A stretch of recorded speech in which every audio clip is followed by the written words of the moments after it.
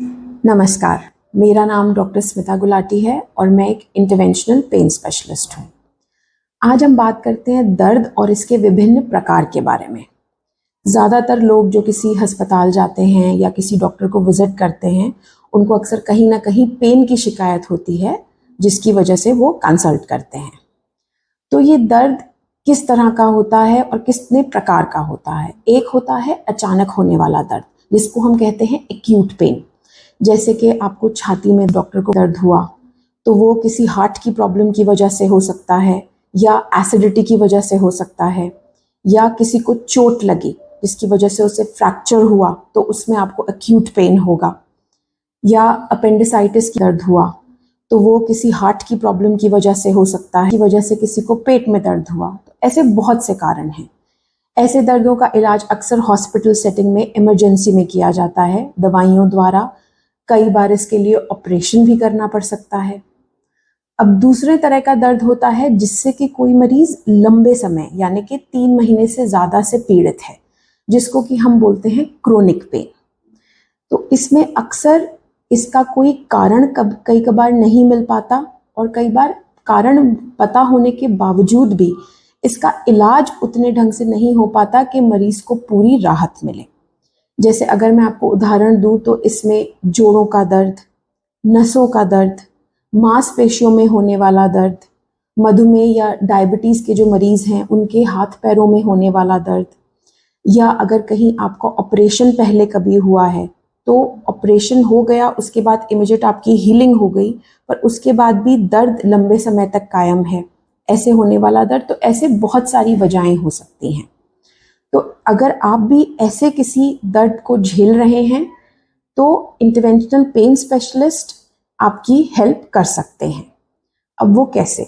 ज़्यादातर लोगों का मानना ये है कि पेन स्पेशलिस्ट के पास जाएंगे तो वो दर्द की दवाएं हमें लिख के दे देंगे, पर अब ऐसा नहीं है।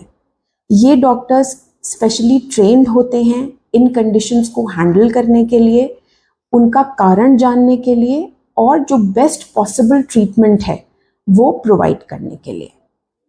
अब ऐसी बहुत सारी तकनीकें हैं, बहुत सारी थेरेपीज़ आ चुकी हैं जिससे कि हम क्रोनिक पेन में बहुत हद तक राहत दे सकते हैं।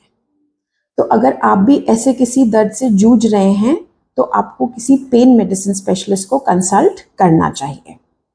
बहुत सारे लोग जो ऐसे क्रोनिक पेन से पीड़ित हैं वो इसको अपनी ज़िंदगी का एक हिस्सा मान लेते हैं कि ये तो हमें अब सहना ही है, ये we have to live with this.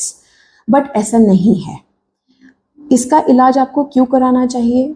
क्योंकि क्रोनिक पेन अपने आप में एक बहुत बड़ी बीमारी है जो धीरे धीरे आपके पूरे शरीर को इफ़ेक्ट करेगा, आपकी जीवन शैली को इफ़ेक्ट करेगा, और आपको इसका प्रभाव बढ़ता हुआ पता भी नहीं चलेगा।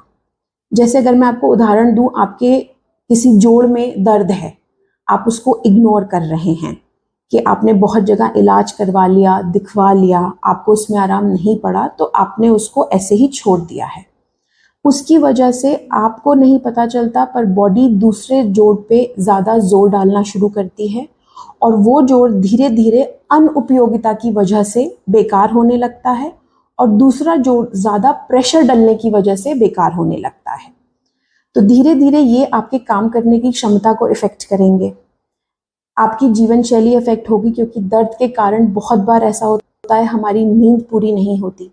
अगर हमारी नींद पूरी नहीं है तो हम अपने डेली के काम में भी उतनी एनर्जी से काम नहीं कर सकते, हम चिड़चिड़े रहते हैं, हमें गुस्सा ज़्यादा आता है।